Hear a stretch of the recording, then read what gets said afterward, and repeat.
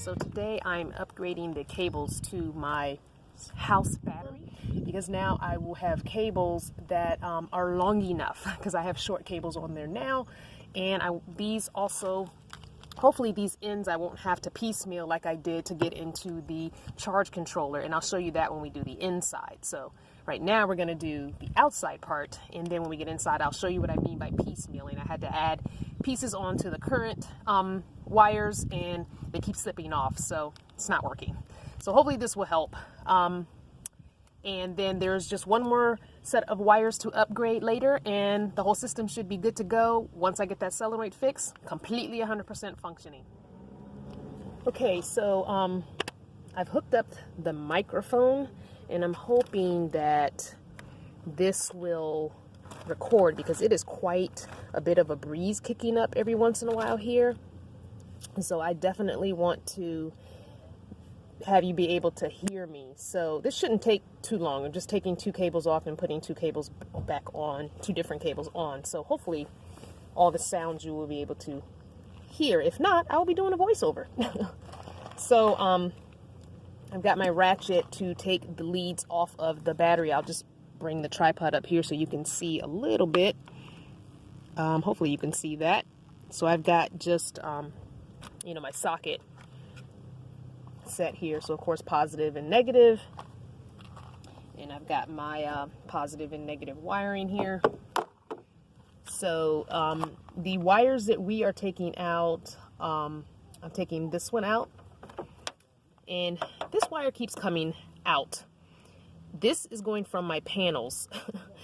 The screw is stripped on the charge controller that you screw down on top of this, and I don't know how to make this stay, so we're gonna have to deal with this as well.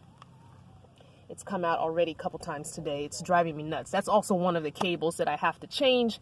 I need to change both wires from the panels into the charge controller because they are just too short. They were cut and they were spliced and put back together because we cut them too short.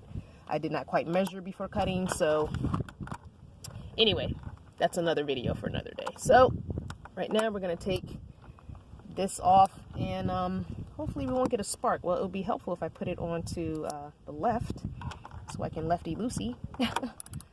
So hopefully we'll have no spark. So my fridge, if you're wondering what this is the 12-volt socket from my fridge. So instead of cutting this and splitting the two wires for positive and negative, what I did was I just took the 12-volt plug and I put small wires from it,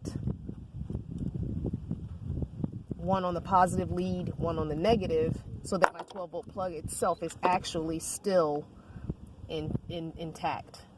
I'll show you that on a different video one day. All right, so this goes to my inverter. We'll move that over there. And let's get out our new positive wire here. This wire is actual battery cable wire. It says right there, True Spec OFC battery cable. So I'm excited to have this. It's a much more malleable wire as well. So I'm hoping this works. So I don't like that my house battery has these bolts. I like the one that have the post on the battery, and you can just slip things onto the post and then put a bolt on top of that. I don't like this setup of this battery. So anyway, that means nothing really. So I'm going to take the small wire from my 12-volt fridge, and I'm going to wrap it on the battery post itself because, ouch, this does not have a battery post. And then I'm going to take the positive from the, inverter back there, or in the front up there, and I'm going to reattach it. Okay, and this is the old positive battery wire that we are going to just put down there. And this wire, even though my solenoid is not working, this is the one for that. So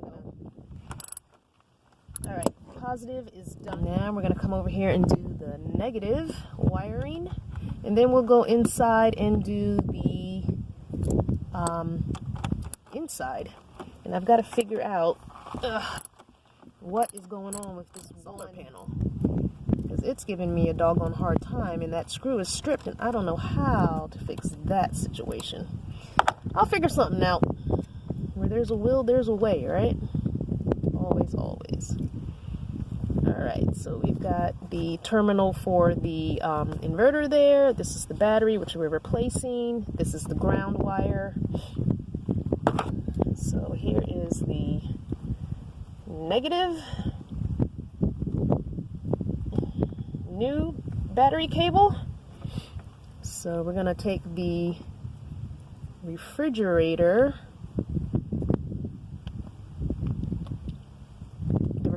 cable, and like we did on the positive side, we're going to hook it to the negative.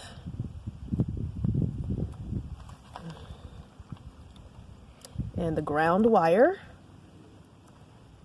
So battery cable, ground wire, and the inverter.